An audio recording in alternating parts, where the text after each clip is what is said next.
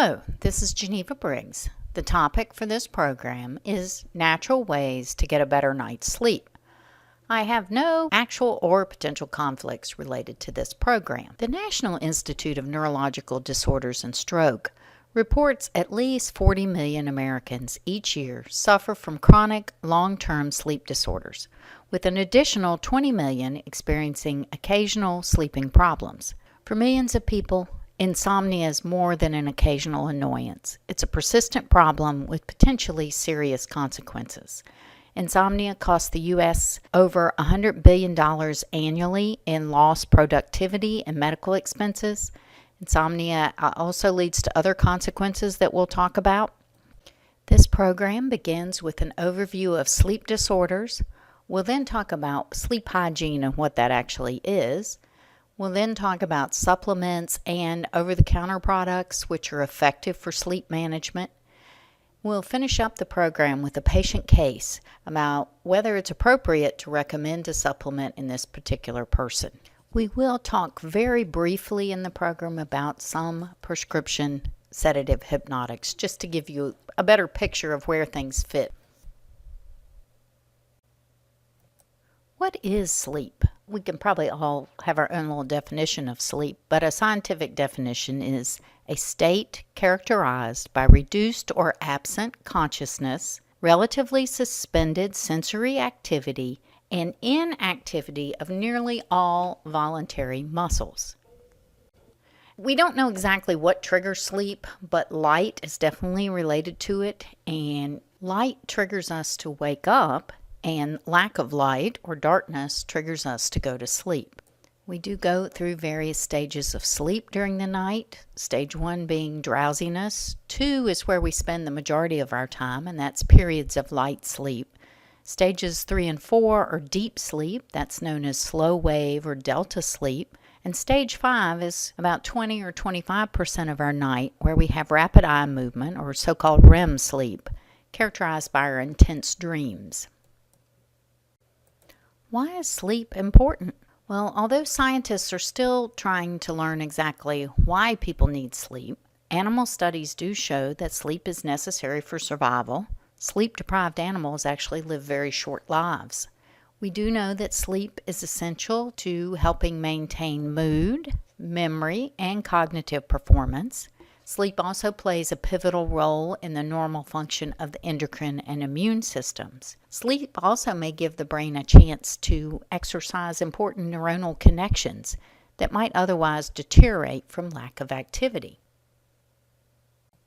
How much sleep do people really need? The amount of sleep each person needs, of course, depends on many factors, including age. For most adults, we need 7 to 9 hours a night, although some people may need as few as 5 or as many as 10 hours of sleep each day to feel fully rested. The amount of sleep a person needs also increases if you've been deprived of sleep in previous days. Getting too little sleep creates what we call a sleep debt, which is much like being overdrawn at a bank. Eventually, the body will demand that the debt be repaid. We don't seem to adapt to getting less sleep than we need. While we may get used to a sleep-depriving schedule, our judgment, reaction time, and other functions are still impaired. You find a lot of sleep complaints among the elderly, and that's because people tend to sleep more lightly and for shorter time spans as they get older, although they generally need about the same amount of sleep as they needed in early adulthood. About half of all people over 65 have frequent sleep complaints such as insomnia, and deep sleep stages in many elderly people often become very short or even stop completely. This change may actually be a normal part of aging, or it may result from the medical problems that are very common in elderly people. How does somebody tell if they get enough sleep? If you feel drowsy during the day, even during boring activities, you haven't had enough sleep. If you routinely fall asleep within 5 minutes of lying down, you actually probably have a severe sleep deprivation, maybe even a sleep disorder. The widespread practice of burning the candle at both ends has created so much sleep deprivation in our society that what is really abnormal sleepiness is now almost the norm. The next slide shows data from the National Sleep Foundation's Sleep in America poll that was done in 2008. According to this poll, 65% of adults reported sleep problems at least a few times a week in the past month. 27% said that sleepiness interfered with their daily activities at some point. Many studies make it clear that sleep deprivation is dangerous. It increases the risk of accidents at home, work, or while driving. Sleep-deprived people who are tested on a driving simulator actually perform as badly as or worse than those who are intoxicated. Sleep deprivation also magnifies alcohol's effects on the body, so a fatigued person who drinks will become much more impaired than someone who is well rested. Sleep-deprived drivers are likely the cause of more than 100,000 crashes, 71,000 injuries, and more than 1,500 deaths each year. Sleepiness in the workplace also contributes significantly to performance errors and increases the risk of accidents. Sleepiness, as we all know, has contributed to serious incidents in industrial operations, nuclear power plants, and all modes of transportation. Sleep debt also decreases the ability to pay attention, react to signals, remember new information. It increases the risk of psychiatric conditions, including depression and substance abuse.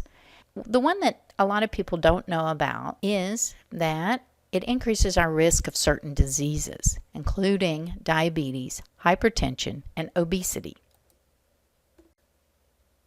The International Classification of Sleep Disorders actually documents over 80 official sleep disorders. Insomnia and sleep apnea account for more than 50% of all sleep disorder diagnoses. This slide lists 5 primary sleep disorders. We are focusing today mostly on insomnia, but I will also spend just a little time on circadian rhythm sleep disorders. Both insomnia and some of the circadian disorders may be treated with supplements, but the last 3 on this slide are not effectively treated by any supplements or over-the-counter products. Circadian rhythm sleep disorders are a subset of sleep disorders where the sleep-wake pattern is not synchronized with the 24-hour light-dark cycle and conventional work and social schedules. This results in sleepiness during required wake time or work periods. The sleep disruption experienced by these patients has a broad adverse impact on quality of life, comorbidities, general well-being, and functional performance. The circadian rhythm sleep disorders can affect individual and public safety. Particularly, this is evident among shift workers who are at risk for shift work disorder. Looking at these, the delayed sleep phase disorder, these are the people you think of as night owls, true night owls. They actually have a chronic pattern of delayed onset and offset of sleep. That is, they don't fall asleep until the early morning hours, between 2 and 6 a.m. And of course, then they don't wake up until sometime between 10 a.m. and 1 p.m. Doesn't work very well for our typical social schedules. These people have a normal duration and quality of sleep. It's just that their hours are shifted. This disorder is actually very common in adolescents and young adults. It's estimated a 7 to 16% prevalence in that age group. And we think it's just being a teenager, but it can be classified as an actual sleep disorder. And has consequences when those kids have to get up early in the morning and they're impossible to wake up because they're still in deep sleep and go to school and perform. Advanced sleep disorder, we think of these people as larks because they have advanced bedtime and wake time. So they go to bed between 6 and 9 p.m. and wake up between 2 and 5 a.m. This typically occurs in older folks. Non-age-related advanced sleep phase disorder is believed to be rare. So it's typically only after middle age and older that you see advanced sleep phase disorder. And for some people, it's not a problem. It works in their life that they can go to bed at 6 o'clock at night and get up at 2 a.m. and function. The problem is for people who can't do that, then it leads to sleep problems. And of course, the last one is shift work disorder. These are sleep complaints, of course, associated with an abnormal shift so that the person can't sleep when they normally would sleep. Some people are able to adapt to shift work, but really most people who work, particularly graveyard shift, have a serious sleep deprivation. The people who can't adapt to it are the ones who get sleepy and do things like let a plane crash during their shift. I bring these up because delayed sleep phase disorder and sometimes shift work disorder can be treated with melatonin, which we'll talk more about. Insomnia, of course, is a very common sleep disorder. 1 in 10 adults in the general population have chronic insomnia. It is defined as sleep that is inadequate in quantity or quality despite having sufficient opportunity for sleep. And that's key, that sufficient opportunity for sleep. Patients typically have one of 4 types of insomnia: difficulty falling asleep, difficulty maintaining sleep, early morning awakening, or unrefreshing sleep. All those can cause daytime sleepiness. Patients with insomnia may also complain of daytime sleepiness, morning headaches, eye irritation, difficulty with concentration and memory, impaired physical function, irritability, or depressed or volatile mood. People can be tired and grumpy even if they don't have insomnia. They may be worn out from staying up too late at night. That does not mean they have insomnia. They have to have had sufficient opportunity for sleep. So they were in bed for 8 hours, but didn't sleep during that time, or it was not refreshing. Many people are sleepy during the day simply because they went to bed too late the night before. They don't have a sleep disorder. They just didn't get enough sleep. Everybody has an occasional night of bad sleep. For most people, insomnia lasts only a few days and goes away without treatment. But stress or depression or other medical illnesses can cause a higher level of insomnia that may last for several weeks. And that kind of insomnia may not go away on its own. It's going to require some kind of treatment, whether it's for the underlying disease or an actual insomnia treatment. Insomnia is diagnosed purely based on reported symptoms. When insomnia symptoms occur more than a few times a week or impact a person's daytime functioning, then treatment is needed. Insomnia is further classified according to the clinical context in which it occurs. Primary insomnia is used to describe a complaint of insomnia that no cause can be identified. Many of these people have insomnia beginning in childhood. It's thought to represent a lifelong condition that predisposes to recurrent episodes of symptomatic insomnia in times of stress or illness. Now, comorbid insomnia is much more common. This is when insomnia presents in the setting of a chronic medical or psychiatric condition that condition's probably contributing to the sleep disruption. Things like chronic pain syndromes, like fibromyalgia, depression, reflux, asthma, heart failure.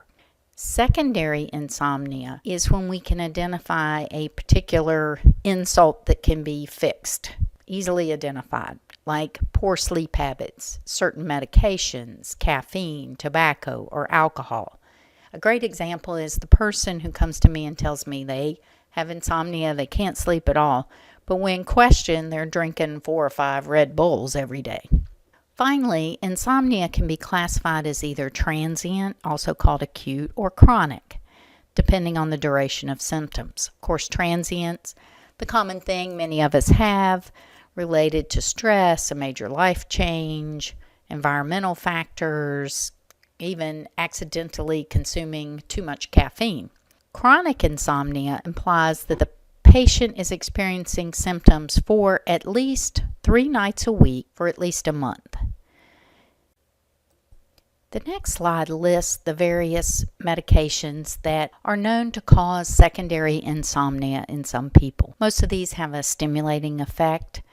Sometimes it's a matter of moving the majority of the dose to earlier in the day to help people sleep or help them identify that within their supplement they're taking 4 or 5 sources of caffeine that they didn't realize. Things that are not listed here are agents that can cause insomnia with withdrawal of that agent.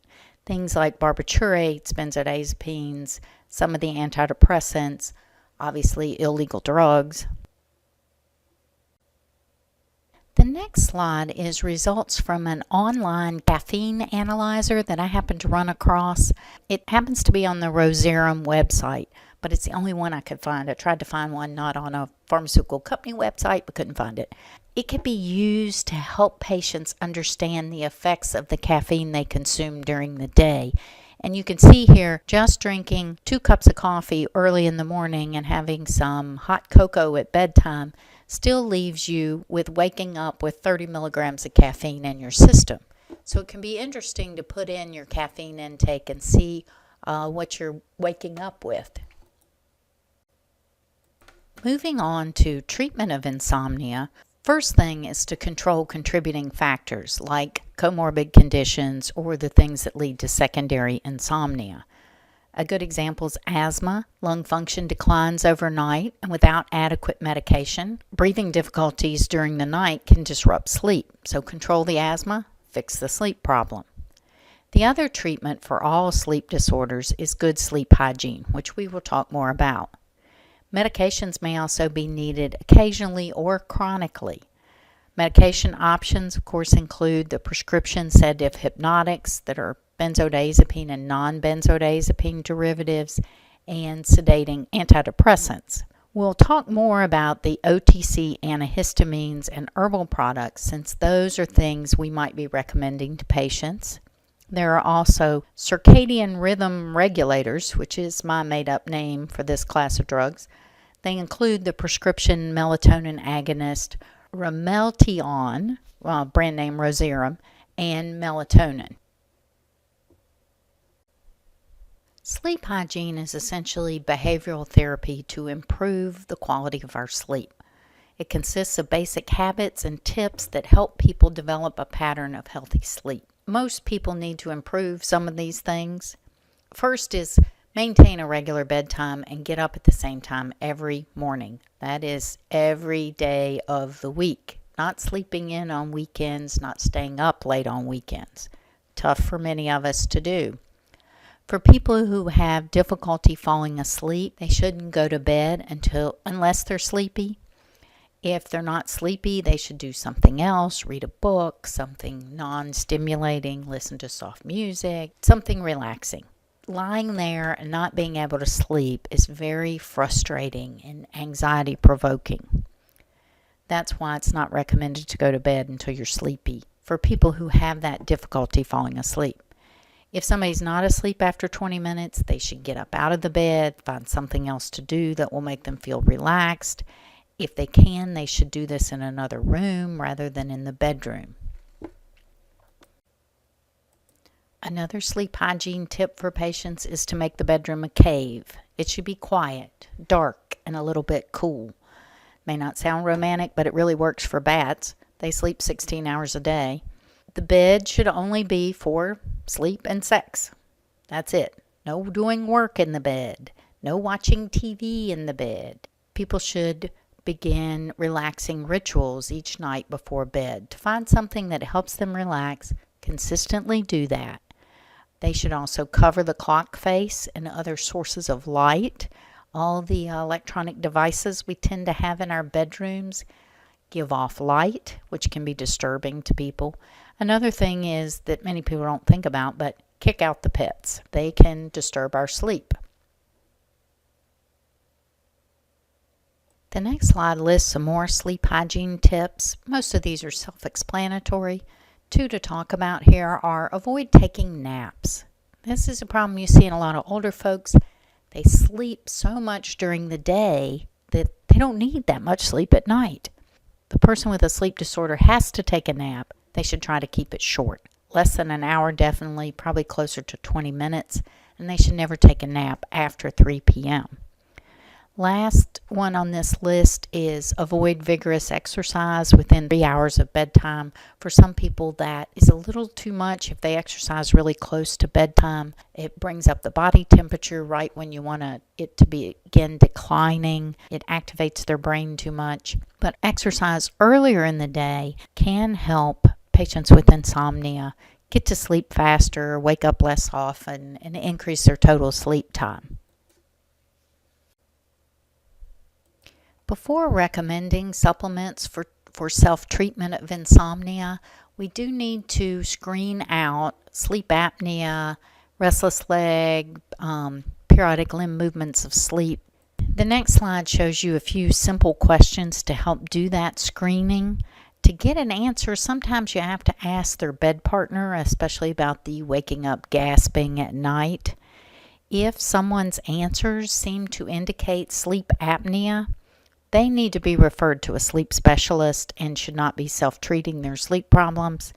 Patients with restless leg and periodic limb movements can try sleep hygiene steps before they resort to medications, but they probably need to be evaluated by sleep specialists also, and sleeping pills are not going to actually help them.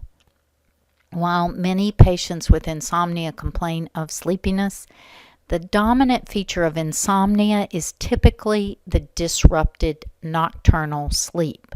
By contrast, in the typical patient with sleep apnea or narcolepsy, is another sleep disorder there to screen for, the dominant problem is daytime sleepiness.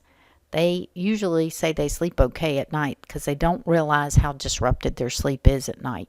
Hypertension and overweight or obesity are other clues to sleep apnea also. In addition to natural medications, many patients self-treat insomnia with over-the-counter sleep remedies. Most often, of course, these are antihistamines. In many people, they do have a sedative effect, but they're less effective than benzodiazepines when compared to them. Of course, they can also cause significant anticholinergic adverse effects, which can be especially problematic for the elderly. Patients need to beware the ones with added acetaminophen if they're already taking acetaminophen products. In general, the OTC antihistamines are okay for occasional use, except in the elderly. I tend to recommend generic diphenhydramine 25 milligrams to start with. Tolerance does tend to develop after 4 to 5 days of chronic use. Antihistamines can be a solution for occasional insomnia for some people. There are several herbal products that are traditionally used for sleep. I've lumped them together here on this slide because there are little data to say they're effective. Natural Standard, an excellent reference, their effectiveness rating of C for all these says that there is unclear scientific evidence for their use. Hops, lavender, lemon balm, and skullcap have all been studied in small trials in combination with valerian. There's no reliable evidence that they're any more effective than valerian alone. Chamomile and passion flower do have some mild sedative properties and have traditionally been used for bedtime relaxation, but don't have any studies to support their use in actual insomnia. Warn patients, of course, with ragweed or similar allergies that they might also be allergic to chamomile. Kava is best known as a treatment for anxiety, but it's also often used for insomnia. It does have sedative properties and has been shown to be effective for anxiety, but it does not seem to be effective for insomnia. Tell patients to avoid kava. Not only is there no proof that it helps insomnia, it's possibly unsafe. It's been linked to over 60 reported cases of hepatotoxicity. It's been banned in several other countries, but is still available in the U.S. Valerian is one of the most popular natural medicines used for insomnia, and it's also one of the most studied. Valerian seems to have a benzodiazepine-like effect. Valerianic acid is believed to activate GABA receptors in the CNS that are involved in sleep promotion and regulation. Like a lot of other herbal remedies, valerian root has many chemical components. While it's not clear what's the thing that's most effective, certain valerianic acids are characteristic of Valerinia officinalis, the species used in the clinical studies. There are at least 18 good studies of valerian in insomnia. Some are positive, some are negative. One thing to point out about studies with many of the natural products for insomnia is that older studies use just subjective ratings. They ask people how they were sleeping, and there is some placebo response with sleep aids. Newer studies of the herbals use polysomnographic readings. That is, they put people in a sleep lab, give them the medication, and record brain waves and see what the true effect is on sleep. In those polysomnographic studies, valerian does decrease sleep latency slightly by about 15 minutes in some studies, 0 in other studies, depends on the population you look at. Definitely seems to improve subjective sleep quality. You'll notice it takes time for valerian to have an effect. A single dose has no effect on sleep studies. 14-day use shows you that reduced sleep latency by about 8 minutes in one study. It's been up to 15 minutes in other studies. That's probably why Natural Standard actually gives this an evidence rating of a C, meaning unclear scientific evidence. I think the issue is probably dosing or duration of use if you look at all the studies, because it takes about 2 weeks for it to be effective. It's not great. It doesn't work for acute insomnia. For chronic insomnia, it might be an option, but there may be some issues with using it chronically. It's also hard to know when it's the best dose because we don't know exactly what in valerian root is actually effective. That said, here are some general dosing guidelines. Most studies have used capsule forms of 300 to 900 milligrams a day, but I also give you the doses for extracts and tea. It's best to give this 30 to 120 minutes before bedtime. Some people do get some sedative effect, so it is better to give it at bedtime. You'll see some dosing things recommend it 3 times a day, but for insomnia, I don't get that. For anxiety, okay. Do tell patients who have taken valerian for a long term, particularly in high doses, not to stop it suddenly. It should be slowly discontinued because it has effects similar to benzodiazepines. There's been a couple case reports of benzodiazepine-like withdrawal syndrome when people went off of it quickly. Something to note about valerian: the extracts and the powders typically have a characteristically strong musty odor, so it's common for products to have flavors added to help mask the odor because some people just cannot stand the smell of this. Use in kids and adults up to 8 months of use appears to be safe. The long-term use beyond 8 months is unknown. There have been a few case reports of hepatotoxicity. It's not clear if the valerian was the actual cause of the hepatotoxicity. If people are going to be taking it long-term for chronic insomnia, they probably need to have their liver function tests done periodically. It should be avoided in pregnancy and lactation. 2 weeks before surgery, it can have an impact on anesthesia lasting too long, and avoid using it in combination with other sedatives. There don't appear to be any major drug interactions other than the issue with anesthetics, but that's really more theoretical.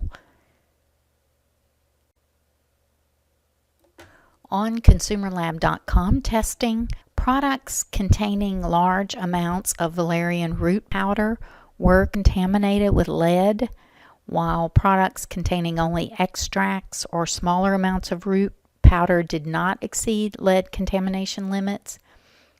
Herbal extracts in general contain less heavy metal contaminants than herb powders because of the extraction process. I do list here a couple products that failed testing based on content or based on lead contamination. Melatonin is another very popular supplement for sleep. It's tried by lots of people with insomnia, but its effectiveness is somewhat controversial. It is a naturally occurring hormone produced by the pineal gland. Endogenous melatonin regulates our circadian rhythms. Darkness seems to stimulate melatonin secretion, and light inhibits it. This is the so-called dim light melatonin onset and bright light melatonin offset. Although its natural secretion in the body peaks at night, melatonin does not in and of itself control sleep. If it did, night workers would not be able to sleep in the daytime when melatonin levels are low. Although most people sleep longer and more deeply at night than in the day, melatonin most likely is only one of many factors accounting for the superiority of nighttime sleep. The melatonin in dietary supplements is generally manufactured synthetically.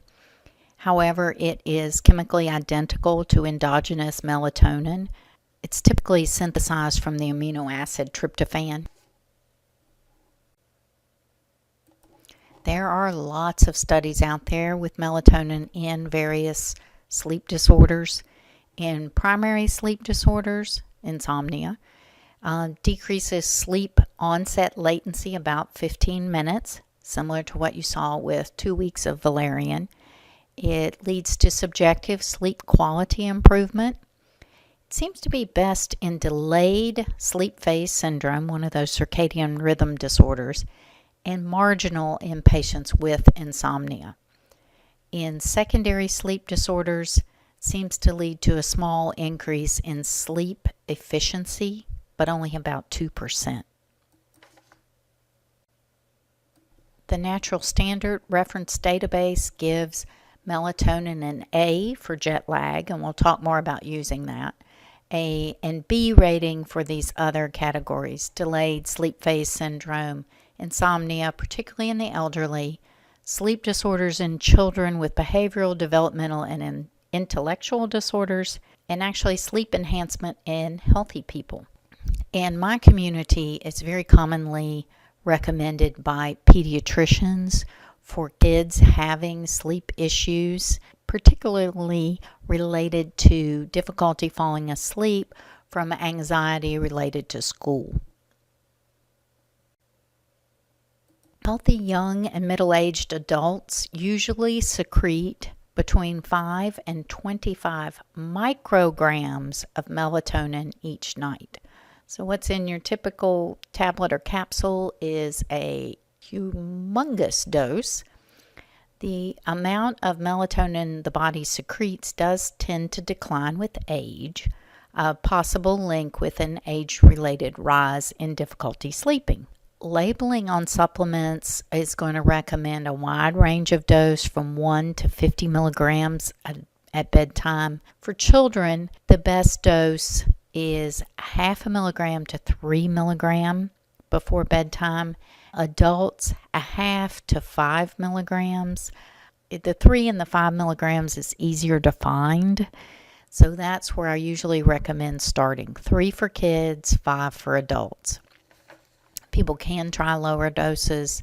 Those higher doses do seem to be effective, but you're not giving the 50 milligram a day dose. It should be given 30 to 60 minutes before you want to fall asleep. Melatonin appears safe in short-term use, that is up to 9 months or less. In kids, it has actually been studied up to 3.7 years in ADHD, sleep-related difficulties. There is a theoretic issue in kids that exogenously administered melatonin might adversely affect gonadal development. It's theoretic. Most pediatricians that I've worked with don't seem to have any concerns with this, and probably because most kids are not taking it long term. In adults, again, long-term safety is unknown.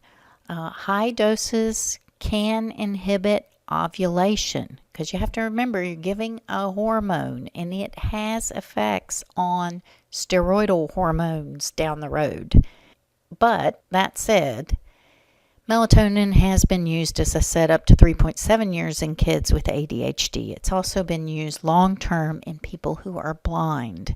Those who are blind don't have the light cues to their retina to feed back to their brain what the 24-hour cycle is. So melatonin is commonly used in them if they have altered sleep-wake cycle to help establish a normal sleep-wake cycle. How I like to recommend melatonin is to use it daily until sleep is well established, and then back off and see if the person can do without it. Now, from personal experience, I have a 13-year-old who had serious anxiety starting middle school last year and could not sleep, was not going to sleep until 1 or 2 a.m., causing major problems in our family. Pediatrician actually recommended melatonin. I didn't even think about it. I was trying all these other different things. Recommended it, and it had a tremendous impact in him, in helping him establish a regular sleep-wake cycle, get back on track. He no longer has to use it. He will occasionally use it for school-related anxiety, sleep problems. Maybe 2 or 3 nights a month is all he's having to use it now. There are immediate and delayed release melatonin products out there. Melatonin seems to work best for people who have difficulty falling asleep. And in that case, it is best to use an immediate release product because you want it to work then and there. Some people do use melatonin in the case where they have difficulty staying asleep. And in that case, a delayed or a time release product would be a better choice. I have seen some recommendations out there if somebody's having both problems falling asleep and problems staying asleep, combining a low dose of an immediate release and a delayed release product at bedtime. In consumerlab.com testing, a wide range of products passed. There weren't any problems. It is generally recommended to avoid animal-derived products. You don't want animal pineal gland extracts because of the issues of potentially transmitting mad cow disease. I cannot find any products out there that are animal derived. All the ones I can find are synthetically made. Another thing to avoid with melatonin is a combination of products that contain theanine. Theanine can actually increase alertness, which makes no sense in that it's in a lot of combo sleep products. Again, there's also a lot of combination products out there that have melatonin, valerian, hops, lavender. They throw a little bit of everything in there, but there's no evidence that combining is any better than either melatonin or valerian alone. This next slide shows you how melatonin can be helpful for delayed sleep phase disorder. This is where people don't go to sleep till 2, 4, 6 a.m. You give melatonin about 5 hours before bedtime to help them begin to move their bedtime to an earlier time so that they can then get up at a normal time. You can see it wouldn't help people with advanced sleep phase disorder. They're already falling asleep too early at night. What you actually do with them is give them bright light in the evening to keep them awake and progressively advance their bedtime. Melatonin can also be used for shift work disorder. I just listed a few tips here for shift work disorder. Melatonin 3 milligrams before bedtime can be used if light therapy is not a practical option during their shift. Some people do have to combine both light therapy during their shift and then melatonin before bedtime. They also may have to use stimulants during their work shift. The next slide just gives you directions for using immediate release melatonin to treat jet lag. It depends on which direction someone is traveling as to how you give it. I did want to say just a couple words about Ramelteon or Rozerem, because this is why I think melatonin itself actually works. This prescription drug is a selective melatonin receptor agonist. It decreases sleep latency about 40 minutes, so people fall asleep 40 minutes faster compared to about 15 minutes faster with melatonin. So it has a longer half-life, so people do tend to, it helps them stay asleep longer, given as 8 milligrams at bedtime. Again, no evidence of abuse or dependence. It's something that's actually a prescription product that is approved for long-term use in adults with difficulty falling asleep. But like giving melatonin, because it's interacting with the melatonin receptor, it can have some hormonal issues. It can actually decrease testosterone and increase prolactin. Patients may experience a cessation of menses. They may experience galactorrhea in females, decreased libido, fertility changes. So they need to watch out for that if they are using this long term. There are a couple miscellaneous agents. 5-HTP and L-tryptophan are sometimes recommended for sleep. They're melatonin and serotonin precursors.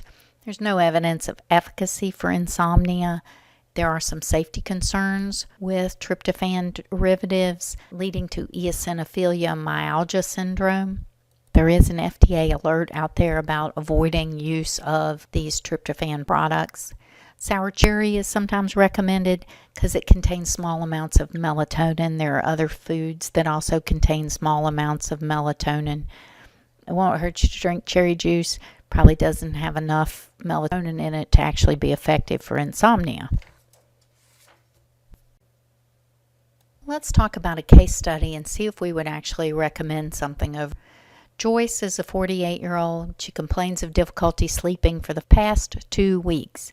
She's drowsy and irritable during the day. She falls asleep when she sits for any length of time. She has most difficulty with falling asleep. She tends to stay asleep most of the night once she gets to sleep. She goes to bed at 10 p.m. She's not been falling asleep until 12 or so and has to get up at 7 a.m.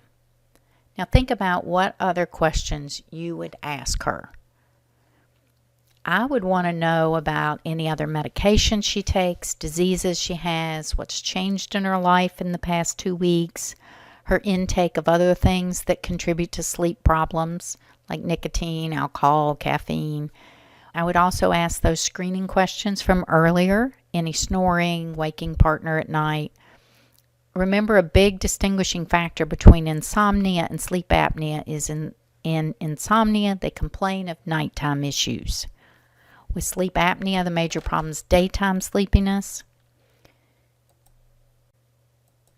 She's a non-smoker. She appears normal weight. She has allergies, but it's not a current problem. She takes an OTC non-sedating antihistamine in the morning and uses nasal steroids spring and fall. She's not had any sleep problems in the past. She has no symptoms of apnea, restless legs, etc. She typically feels good if she can get 8 hours of sleep per night. Occasional wine with dinner. She drinks 3 or 4 cups of coffee throughout the day. The last cup is usually about 2 p.m. and has a huge project due at work. So this sounds like acute insomnia. Think about what you think is likely contributing to her sleep problems. Sounds like she's got some excess caffeine intake and some stress related to work. So most importantly for her would be to improve sleep hygiene, eliminate caffeine after 12, maybe even have to cut it back further than that. Some relaxation ideas, maybe exercise in the early evening hours, not late evening hours. Yoga. For sleep hygiene, while she's having this problem, she shouldn't lie in bed fretting and worrying and looking at the clock. She needs to get up and do something that's boring, not brain activating, until she's sleepy. Some options medication-wise: diphenhydramine, 25 to 50 milligrams at bedtime, or melatonin. I would do it approximately an hour before bedtime for 2 to 3 nights. And if that's working, then skip a night to see how she sleeps. If she's still having difficulty sleeping on that skip night, I would continue the medication for a few more days and continue working on sleep hygiene. If she's no better after 10 days to 2 weeks, I would suggest she see her primary care provider, see if something else is going on. Valerian's probably not a good choice here because this seems to be a short-term issue. Now, if she were elderly, I wouldn't recommend an antihistamine, or if she had any other contraindications to antihistamines. The next slide just lists some resources for additional information about insomnia and the treatment of it. These all have some good patient education materials. The last one on the list here is an excellent detailed review of all the studies on melatonin up till 2004 when it was published. In conclusion, insomnia can cause lots of problems even when it's just acute. Patients are asking for recommendations for sleep. We need to screen for things that can be fixed, things that aren't appropriate for treatment with over-the-counter and herb supplements. We can recommend good sleep hygiene measures to patients. Melatonin, a good choice for difficulty falling asleep and that delayed sleep phase disorder. Valerian, probably a good choice if people are having lots of anxiety related to sleep. Remember, it's not acutely effective. It's more for a chronic problem. If somebody has no improvement in 10 to 14 days, they should see either the primary care provider or sleep specialist. If people have things that make you think they have sleep apnea especially, they need to see a sleep specialist because they're not going to be able to fix their problem on their own. And with that, I think I'll turn it back over to the moderator.